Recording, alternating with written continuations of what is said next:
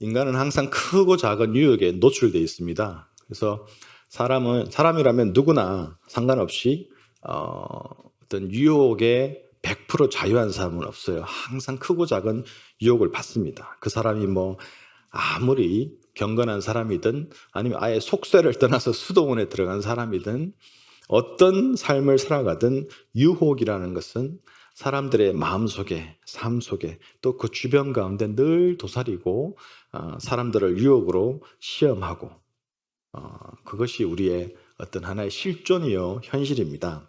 그래서 이 성경 말씀도 시작하면서 창세기에 보면 서두에 사람 스토리가 나오고 그 이어서 나오는 말씀이 바로 이 아담과 하와가 이 사단의 유혹에 넘어져서 타락하고 그래서 그거로 말미암아 전 인류의 죄를 가져다 오는 영원한 죽음을 가져다 오는 이 스토리로 성경이 시작하는 걸 볼 수 있죠. 정말 어쩌면 죽어야만 유혹에서 벗어날 수 있는 그것이 참 우리의 사람의 현실입니다. 그래서 예수님께서 우리에게 가르쳐 주신 그 주기도문 중에 중요한 부분이 있잖아요. 우리를 시험에 들게 하지 마옵시고 다만 악에서 구하옵소서. 이 기도를 예수님께서는 공동체 가운데 주시면서 하루에도 여러 번 되새기며 이 기도를 하라고 그렇게 주셨어요. 그래서 그만큼 참 유혹이라는 것은 우리 삶 속에 24시간 우리 가운데 있고 사단은 이 유혹을 통해서 우리를 늘 넘어뜨리기 위해서 최선을 다하고 있다는 사실이에요. 무엇보다도 말씀해 보면 우리 주 되시는 예수 그리스도께서도 친히 유혹을 받으셨다라고 말씀하고 있어요. 복음서가 시작되면서 그 박복음, 마태복음, 누가복음, 마가복음 이 복음서가 시작되면서 서두에 뭘로 다 나옵니까? 예수 그리스도께서 시험 받으시는 장면이 나와요. 이 예수님께서 공생애를 시작하시면서 30년간 이제 사시고 30년째부터 이제는 공생, 이제 사역의 삶을 시작하시는데 그거를 준비하고 시작하는 첫 단계에서 먼저는 이제 세례요한을 통해서 세례를 받으시고 그래서 하나님과 사람 앞에서 이제 고백을 믿음의 고백과 동시에 인정을 받으시고 난 다음에 하나님의 아들로 바로 성령님께 이끌려서 광야로 가게 되십니다. 그래서 광야로 가셔서 시험을 받게 되시죠. 오늘 저희가 읽은 말씀이 바로 그 부분입니다. 광야로 가셔서 시험을 받는 부분. 그래서 우선 살펴봐야 되는 어떤 상황이 있다라면 예수님께서 시험 받으실 때, 광야에서 시험 받으실 때 그 상황이 어땠는가라는 것을 좀 살펴봐야 됩니다. 예수님께서는 40일간 광야에 계셨다라고 했는데 제가 유대 광야를 가보니까 40일은 둘째치고 이틀만 있어도 생각이 약간 혼미해지고 참 여러 가지 온갖 종류의 생각, 특별히 불안한 마음이 막 엄습해 오더라고요. 아무리 끝없는 지평선을 바라봐도 그냥 황색, 돌, 흙만 있지 풀 한 폭이 볼 수 없는 그 상황 속에 한 이틀을 있다 보니까 너무너무 불안함이 엄습해 오더라고요. 온갖 종류의 불안함이 엄습해요. 외로워요. 별별 생각이 다 들어요. 근데 그런 광야에 예수님께서 40일을 계셨고 그나마 저는 음식을 들고 가서 뭐 먹기라도 했지. 예수님은 40일간 계시면서 아무것도 안 드셨어요.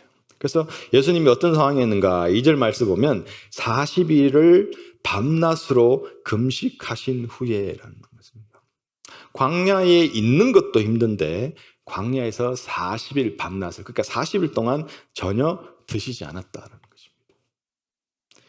이 40일 밤낮 철저하고도 극한의 금식을 하신 거예요. 보면 왜 예수님께서는 굳이 이렇게 정말 철저하고 극한의 어떤 금식을 하셨을까 말씀을 보고 여기저기 보다 보면 예수님께서는 다른 것 무엇보다도 그 40일이란 기간 동안 영적인 생각과 영이신 하나님과 영적인 교제에 완전히 초집중하고 전념하셨다는 걸 볼 수 있어요. 여러분 아시다시피 예수님도 우리와 같은 연약한 인간의 몸을 입고 성육신하신 하나님이죠. 그래서 우리가 똑같은 연약한 인간의 몸을 입고 오셨어요. 예수님도 드셨어야 됐어요. 근데 40일 밤낮을 드시지 않고 즉 예수님도 그 육신의 필요 먹어야 되는데 육신의 필요를 다 뒤로 할 만큼 그게 정말 마치 중요하지 않은 것처럼 이렇게 뒤로 다 밀어버리고 정말 극한의 금식을 하셨다는 것은 예수님에게 있어서 영적인 생각으로 가득 차며 영이신 하나님과 영적인 교제가 얼마나 중요한지 그것을 친히 보여주셨고 나아가서 성도인 우리들에게도 그것이 얼마나 중요한 삶인지 보여준다는 거예요. 많은 경우에 우리는 시시때때로 우리의 육신의 필요를 뒤로 하고도 영이신 하나님과 영적인 교제를 하는 데에 초집중해야 될 때가 있어요. 사실 크리스찬의 삶은 시시때때로 사실은 어쩌면 주기적으로 금식을 하면서 영이신 하나님께 초집중하여 내 속을 영의 생각으로 가득 채우는 삶이 굉장히 중요하다는 걸 가르쳐주고 있습니다. 그런데 40일을 주야로 금식했다라는 이렇게 보면 뭐 예수님은 하나님이시니까 뭐 초자연적인 힘으로 40일 주야를 금식하는 건 뭐 그렇게 안 어려웠을 것 같은데라는 생각들, 그리고 이런 얘기들을 실제로 많이 하면 저한테 질문도 많이 해요. 하나님이시니까 육신의 몸을 입었더라도 초인간적인 힘으로 신적인 능력으로 하지 않았을까요? 그럼 아니면 어떻게 40일을 금식을 해요? 말도 안 되게 그런 얘기를 하죠. 제가 어릴 때 자라면서도 제 주변에 제 아버지 친구 목사님들 40일 금식 기도하다가 돌아가신 분이 두세 분 계세요. 실제로. 제 아버지도 한번 시도하셨다가 거의 돌아가실 뻔했어요. 제 기억으로는 성공을 못 하신 건 기억이 나요. 한 30일 하다가 일어설 힘도 없어서 굴러가지고 몸이 만신창된 채 집으로 실려오신 아버지를 본 기억이 나요. 약간 인간적으로 보면 거의 약간 불가능에 가깝죠. 40일을 안 먹는다는 게. 뭐 과학적으로는 10일 넘게 안 먹으면 죽는다고 그러는데. 그런데 2절 말씀을 계속 보면요. 끝부분이 뭐라 그러십니까? 줄이신지라 그랬어요. 그래서 예수님의 초자연적인 능력으로 이 40일을 금식했다라는 그 오해를 잠식시켜버리죠. 예수님도 먹지 않으면 우리와 마찬가지로 너무나도 굶주린 배, 그걸로 말미암은 어떤 고통을 당해야 되는 평범한 인간임을 말씀에서 강조하고 있어요.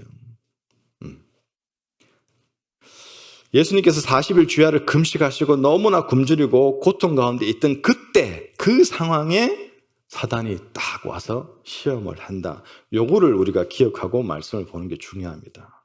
예수님이 넉넉하게 그냥 신적인 능력으로 시험 받은 게 아니라 극한의 상황 속에서 웬만한 사람 같으면 그냥 뭐 과자 하나 줘도 그냥 덥석 잡고 먹을 만한 극한의 고통 가운데서 그때에 사단이 와서 예수님을 시험했다라는 그 상황이에요. 그래서 오늘 본문 말씀 전체 11절까지를 좀 쪼개서 보면요. 3절, 4절은 육신의 약점을 이용해 예수님을 시험한 첫 번째 시험이고요. 5절, 7절은 어떤 사람의 정신적, 감정적 그 연약함을 이용해서 시험하는 둘째 시험입니다. 즉 성전에서 뛰어내리라고 얘기하는 것. 그리고 8절에서 10절까지는 우리의 종교적이고 신앙적인 문제를 가지고 시험을 합니다. 그래서 이 세 가지를 이렇게 뭉쳐보면 결국 우리 인간의 삶의 전반을 다 통틀어서 시험을 하고 있는 거예요. 우리 삶의 전반적인 부분들을. 그래서 오늘은 시간상 예수님의 첫째 시험인 떡을 가지고 육신의 약점을 공격하고 유혹하고 시험한 그 스토리를 살펴보고자 합니다. 3절 4절 말씀 다시 보면요. 시험하는 자가 예수께 나와서 이르되 네가 만일 하나님의 아들이거든 명하여 이 돌들로 떡덩이가 되게 하라. 예수께서 대답하여 이르시되 기록하였되었으되 사람이 떡으로만 살 것이 아니요 하나님의 입으로 나오는 모든 말씀으로 살 것이라 하였느니라 하시니. 우리가 말씀에서 보듯이 첫 번째 이렇게 시작하죠. 시험하는 자가 합니다. 시험하는 자가. 굳이 뭐 사탄이 마귀가 이렇게 안 하고 시험하는 자가 이렇게 말씀을 시작해요. 그 말은 뭐예요? 사탄은 항상 시험한다는 거예요. 항상 성도들을 유혹하고 시험한다는 거예요. 24/7. 여러분, 아무도 오늘 하루는 나 시험 당하지 않았어 없다라는 거예요. 항상 시험 당한다는 것입니다. 어떻게 무슨 전략으로 시험하냐는 거예요. 사탄이. 말씀이 또 답이 있습니다. 사탄의 계략은 늘 예전에 지는 변함이 없는 게 항상 의심을 갖게 하려고 합니다. 사탄은. 오늘 말씀에서도 뭡니까? 예수님께 네가 만일 하나님의 아들이거든 너 하나님 아들 진짜 맞아? 증명해봐. 약간 열받게 하면서도 의심을 자아내게 만들려는 거예요. 자, 다시 한번. 예수님의 지금 상황은요, 육신의 상황은요, 극한의 고통 가운데 있어요. 40일 동안 거의 하나님께 버림받은 듯이. 그렇죠? 극한의 고통 가운데 있어요. 그래서 의심을 유발시켜요. 성도들의 삶 속에 계속되는 실망이나 고통이나 아픔이나 해결되지 않은 그런 문제들이 있는 거 가지고 살살 긁어서 하나님 너 사랑하는 거 맞아? 이렇게 가서 의심하게 만들어요. 하나님. 사단이 늘 예수님께 그랬던 것처럼 성도들에게 의심이라는 도구를 사용합니다. 우리가 잘 아는 창세기 1장 말씀 보면 여자에게 물어 이르되 하나님이 참으로 너희에게 동산 모든 나무의 열매를 먹지 말라 하시더냐. 또 이렇게 뭡니까? 의심을 싹 불러내요. 이브가 생각해 보니까 아닌가? 약간 이제 의심하게 만들어요. 결국 넘어가잖아요. 에덴 동산에 사탄이 이브를 유혹해서 시험하던 모습과 똑같은 모습. 그 참 창세 때부터 지금까지 계속 똑같은 모습으로 유혹해요. 하나님 말씀 의심케 하고 하나님의 사랑을 의심하게 하고 하나님의 능력을 의심하게 하고 하나님의 은혜를 의심하게 하고 하나님의 자비를 의심하게 하고 정말 어쩌면 나아가서 우리가 늘 해야 되는 그 회개가 정말 효과가 있을까? 회개가 필요할까? 이런 것도 의심하게 만들어요. 하나님의 예산관에 가지고 계시다는 그 온전하고도 완벽한 그 계획 자체를 의심하게 만들어요. 내가 지금 속해 있는 이 상황, 이 형편들도 하나님의 온전한 뜻에 따라 내 삶에 허락하셨다라는 것. 내 삶에 가장 적합하기 때문에, 필요하기 때문에 모든 내 삶의 이 상황을 지금 허락하셨다는 사실도 의심하게 만들어요. 계속해서. 그래서 뭡니까? 의심한 상태에서는 자꾸 인간적인 생각을 해요. 요 계획도 세워보고, 요것도 해보고, 저 길도 가보고, 자꾸 이것저것 하게 만듭니다. 그게 의심의 행동이에요. 의심한 사람들은 인간적인 노력을 계속합니다. 내가 막 더 열심히, 더 많이, 더 해야만 될 것 같은 그런 느낌을 가져요. 제일 먼저 뭐예요? 사람들이 신앙생활 타협해요. 예배생활 타협해요. 말씀생활 타협해요. 이것부터 타협합니다. 영의 양식 먹는 것부터 타협하고 육의 양식, 떡을 위해서 더 시간을 팍 투자하는 모습으로 가게 되죠. 하나님 말씀을 의심한 이브는 보세요. 그 상황이 동산의 모든 것이 자기 거였는데 풍족하게 마음껏 언제든지 배부르게 먹으면서도 그 떡에 관한 시험에 확 넘어졌어요. 배부르게 먹으면서도 떡을 들이댔더니만 넘어져 버렸어요. 얼마나 슬픈 일이에요. 그런데 예수님은 40일 주야를 밤낮을 굶주리셨어요. 40일 동안 아무것도 먹지 않고 굶주린 예수님에게 사탄은 지금 뭐라고 합니까? 어떻게 유혹을 해요? 자, 먼저 네 하나님의 아들 맞아? 의심을 싹 풀어놓고 난 다음에 그 다음에 아들 맞으면 야, 이 돌 떡으로 만들어봐. 이렇게 약 도전하죠, 막 이렇게. 응? 왜 하필 그러면 그런 생각 해봤거든요. 예전에는 왜 하필 돌을 떡으로 만들려고 시험했을까? 다른 시험할 수 있는 종류들이 얼마나 많은데 굳이 왜 돌을 떡으로 만들려 했을까? 그런 생각을 해봤었어요. 근데 가만 보면요, 이 말씀을 가만 보다 보면 지금 예수님의 그 상태, 그 상황을 가만 보면 예수님을 가장 넘어뜨리기에 적합하고 강력한 것이 바로 돌을 떡으로 만들게 하는 것이었어요. 왜? 사탄의 특성은 각 성도들의 가장 연약한 부분을 칩니다. 아주 치사하죠. 마치 내가 뭐 아픈 데가 있는데 그걸 누가 계속 치면 얼마나 짜증납니까? 화가 나고. 근데 사탄은 그런 식이에요. 내 삶 속에 내가 알든 모르든 내 연약한 부분을 계속해서 쳐요. 그것도 가장 적절하게 계속 쳐서 그 부분을 헤어나오지 못하게, 그 부분에 매여버리게, 내 연약한 부분에 매여버리게 만들어버려요. 지금 예수님께서 맞닥뜨리고 있는 가장 연약한 상황은 뭐예요? 음식입니다. 그분에게 필요한 것은 음식이에요. 40일을 주야로 굶었거든요. 안 죽은 게 다행이죠, 지금. 이분이 예수님이 걸을 다니실 힘이 있었을까? 말할 힘도 있었을까 싶을 만큼 저는 40일 금식 기도하다가 돌아가신 분들을 봤기 때문에 거의 우리 아버지를 잃어버릴 그 상태가 어떤지 알거든요. 그러니까 얼마나 그런 음식에 대한 절박한 상황에 계실까. 그러니까 사탄은요, 우리의 연약한 것, 우리의 절박한 거를, 특히 우리의 육신의 절박한 상황을 너무 잘 알아가지고 그걸로 치고 들어온다라는 거죠. 때로는 하나님의 복으로, 하나님의 인도라, 하나님의 우리의 기도의 응답이라는 걸로 포장해가지고 우리에게 다가와요. 그러나 예수님도 오늘 말씀 보면 목마름과 배고픔 안에서 어느 인간처럼 심각한 고통에 빠져있는 연약한 존재임을 우리가 알 수 있어요. 그런데 그 부분을 이용해서 사탄은 예수님께서 철저하게 연약한 존재로서, 연약한 인간으로서 그냥 전락해버리고 거기서 주저앉아 버리도록 예수님을 지금 시험하고 있는 거예요. 이게 무슨 말이냐면 예수님에게 네가 하나님의 아들이면 돌을 떡으로 만들어봐 이렇게 얘기하면서 은근히 예수님이 하나님의 아들임을 굉장히 인정해 주는 것처럼 척하는 거예요. 근데 사탄은 알았잖아요.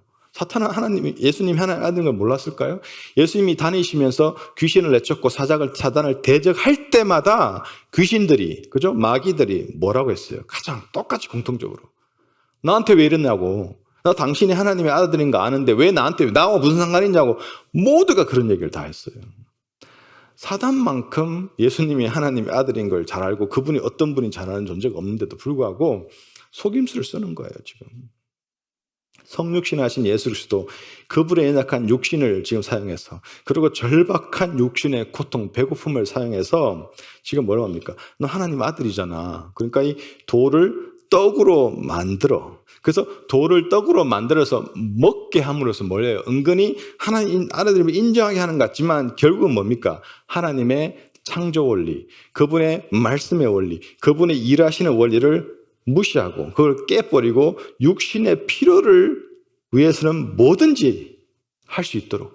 그래서 봐봐, 결국은 너도 육신의 필요를 위해서는 하나님 말씀도 그분의 일하시는 원리도 그분의 어떤 순서도 뭐 다 타협하잖아. 그래서 너도 어쩔 수 없는 그냥 연약한 인간이야. 그리고 네가 무슨 인간의 죄를 담당할 수 있다고 이렇게 이제 쏘아붙이려고 지금 그렇게 유혹하고 있는 거죠.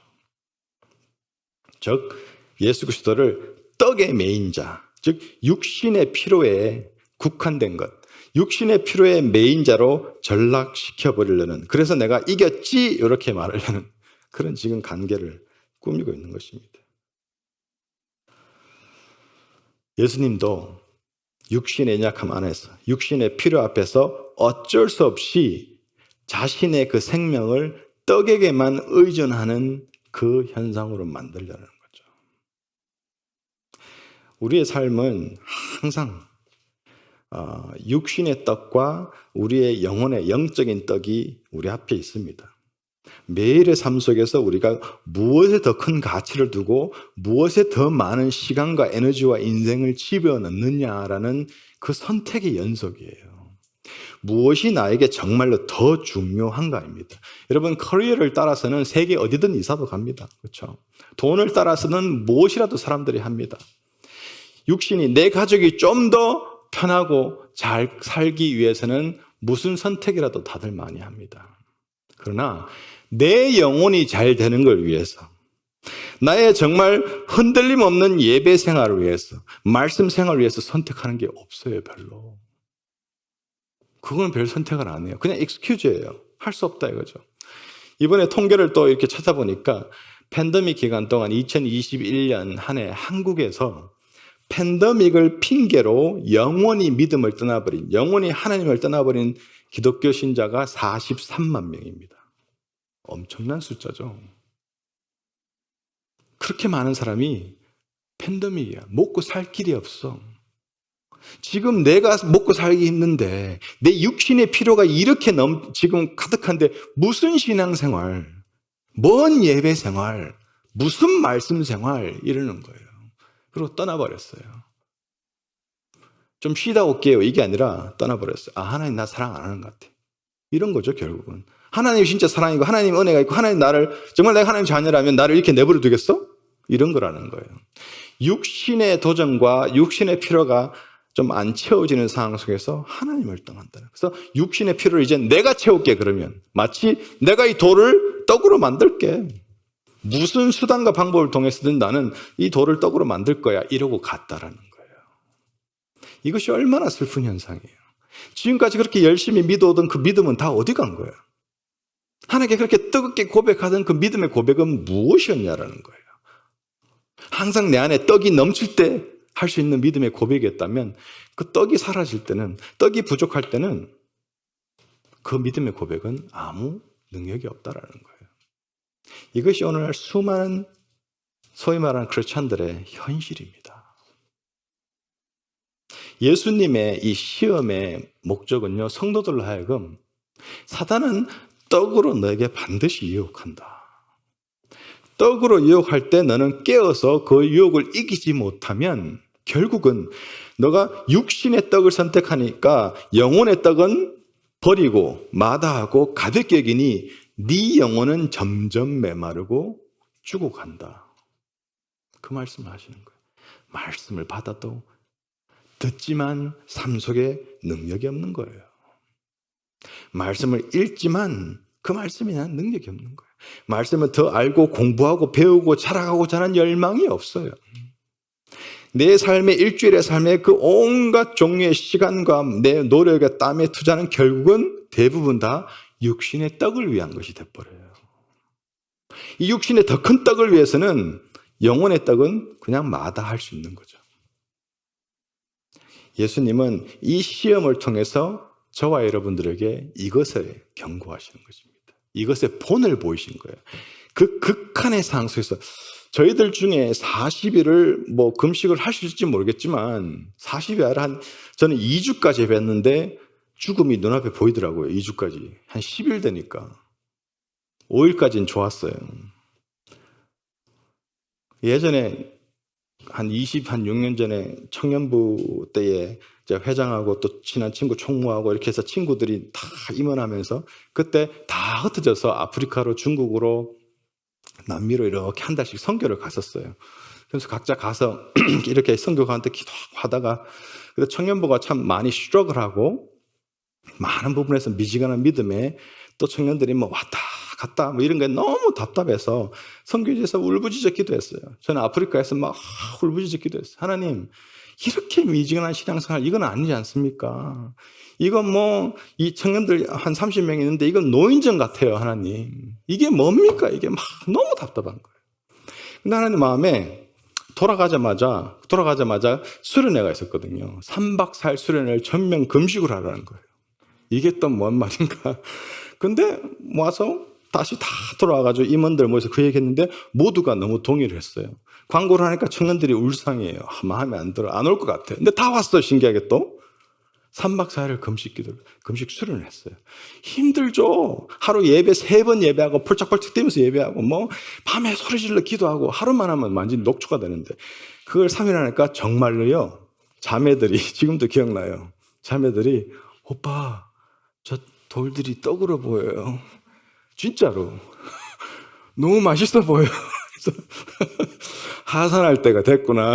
그런 걸 하면서 그래서 이제 마지막 날 4일째 되는 날 점심 때 집에 가기 전에 그 수련회 부탁해서 이제 그 죽을 끓여가지고 죽을 넣고 먹으면서 전부 다 팡팡 울면서 감사하고 기도하고 헌신하고 했던 기억이 나요. 그러고 나서 왔을 때 그때부터 매주마다 10수명씩 청년부에 보내주는 청년부가 나중에 400명이 넘었어요. 엄청난 부흥이 그때 헌신된 청년들이 지금 목사 되고 뭐 선교사 되고 신앙생활 열심히 하는 모습들 많이 보면서 여러 가지 선택의 순간에서 우리가 영적인 양식을 위해서 선택을 했으니까 하니까 육적인 필요도 하나님께서 해결해 주시는 것도 그때도 체험한 기억이 있습니다. 예수님은요, 이 시험을 통해 가지고 사람이 떡으로만 살면 안 된다라는 말씀을 해주죠. 예수님이 지금 사단에게 대적하시면서 신명기 8장 말씀을 쓰시잖아요. 그 말씀을 통해서 사람이 떡으로만, 떡에만 집중할 때, 그 떡의 모든 것을 또 대부분의 시간을 집어넣을 때는 큰일 난다라는 거예요. 마치 내가 더 많은 시간을 육신의 떡을 위해 투자하면 내가 좀 더 안정이 되고 문제가 해결되고 나와 가정이나 내가 추구하는 그런 삶이 이루어질 것 같지만 결국은 그렇지 않다는 거예요. 심지어는 그렇게 이루어질지라도 여러분 얼마나 많은 미국의 부호들이 참 그 어떤 큰 재벌가들이 스토리가 많잖아요. 모든 거 다 이루고 다 가지고 남부러울 것 없는 억만장자가 됐는데 많은 이들이 죽을 때 뭐라고 무슨 말을 하고 죽는다고 이게 찾아보니까 공통적인 말이 있더라고요. It is nothing, it is nothing, it is nothing 하다 죽는데요. 자기가 살아봤는데 떡을 위해 살고 봤더니 아무것도 아니었다라고 너무너무 그렇게 후회하며 죽어갔다라는 거예요. 그 영혼은 말라버리고. 저와 여러분은요, 떡의 문제가 닥쳤을 때, 육신의 문제가 닥쳤을 때 무슨 방법이든지 정당하면서 우선 급한 이 육신의 문제, 이 떡의 문제를 해결하고 보자라는 마음을, 그런 유혹 앞에 쓰러지면 안 될 것입니다. 어떤 일이 있더라도 내가 영이신 하나님과 영적인 교제를 하며 하늘로부터 떨어지는 그 영의 양식, 하늘로부터 떨어지는 그 떡을 받아먹고 하는 데에 실패하지 않기 위해서 어떤 것도 타협해서는 안 될 것입니다. 그걸 타협하게 만들고 떡으로만 살게끔, 떡에만 집중하게끔 하는 것이 사단의 계략이라는 것 잊지 말아야 될 것입니다. 이런 시험에 대해서 예수님께서 어떻게 대처하셨냐? 대처 방법은 하나님의 말씀이었죠.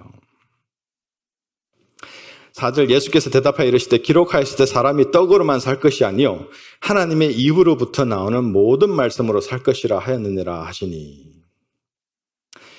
이 말씀 보면요, 우리가 기억해야 되는 것은 예수님께서 진정으로 하나님의 아들이심을 증명하는 것은 돌이 떡에 되게 하는 그 능력이 있는 것이 아니에요.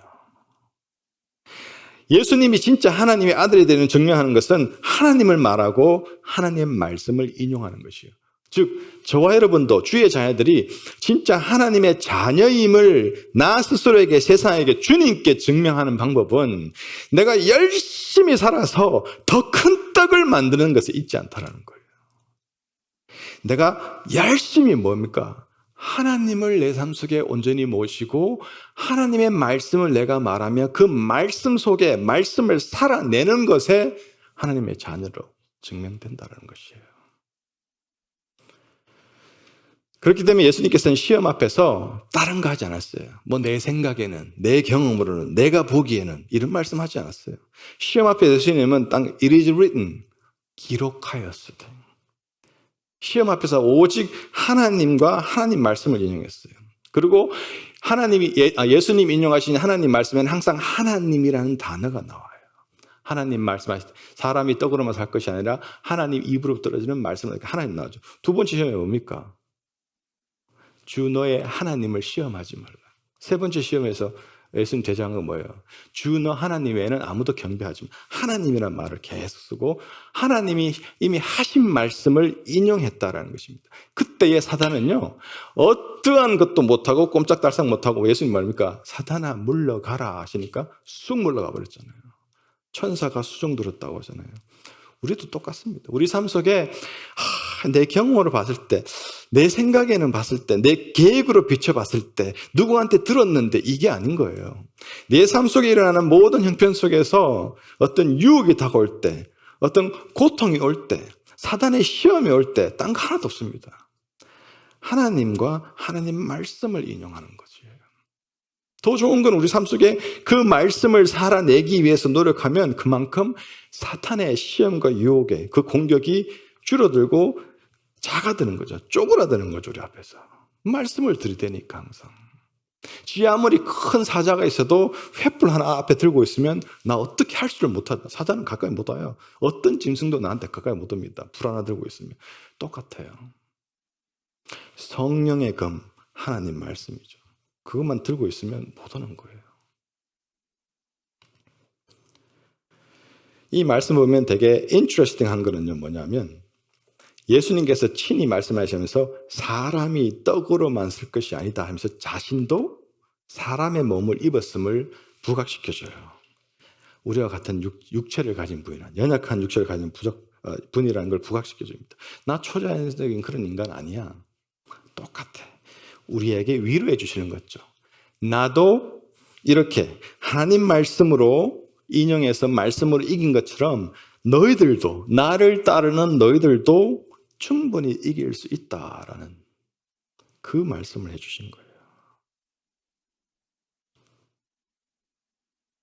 나아가서는 우리의 생명이 육신에 필요해. 우리가 먹어야 되죠. 먹어야 우리 육신이 유지됩니다. 그러나 떡이라는 것은 뭐 좀 험한 말로 하자면 고기 덩어리에 불과한 우리 육신을 채우는 데에 불과해요. 근데 진짜 참 생명은 우리의 육체, 이 육신을 채우는데, 그 필요를 채우는데 참 생명이 있는 것은 아닙니다.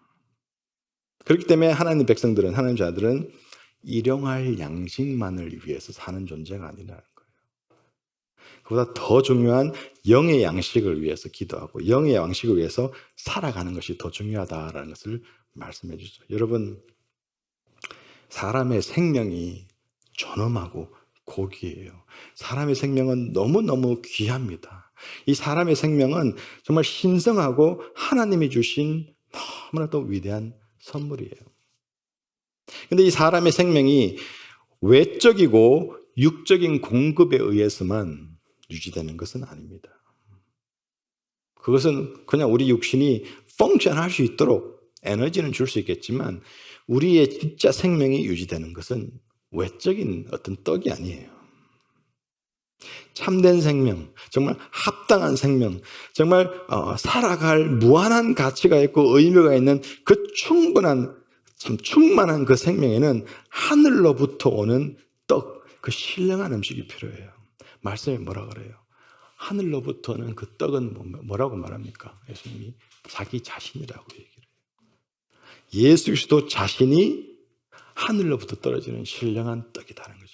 우리는 그 하늘로부터 떨어진 신령한 떡인 예수 그리스도를 날마다 받아 먹지 않으면, 그분으로부터 힘을 얻지 아니하면 겉은 육신의 떡을 많이 잘 먹어서 때깔 곱고 멋지고 아주 그냥 이쁘고 잘나게 보일지 모르지만 속은 굶어 죽어버렸어요. 그건 너무나도 슬픈 일입니다. 그래서 사람은 떡으로만 살 수 없다라고 말씀하세요. 말씀을 맺습니다.